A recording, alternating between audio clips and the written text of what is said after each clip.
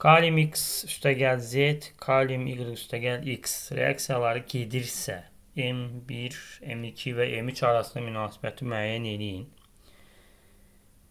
Deməli, bunlar halogenləri nəzərdə tutub. Burada da verib halogenlər.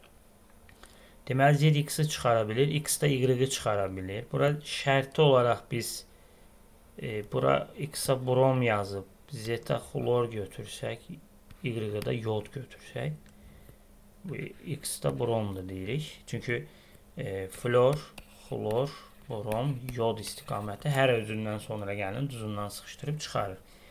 Eyni kütlədə götürmüş bunları. Deməli, bunları eyni kütlədə götürəndə ən çox mol sayı məsələn Z-də olacaq. Şərti olaraq 3 götürüm, yəni. Sonra bromda olacaq.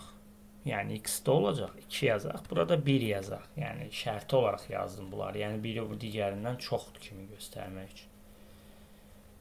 Eyni kütlədə götürsək.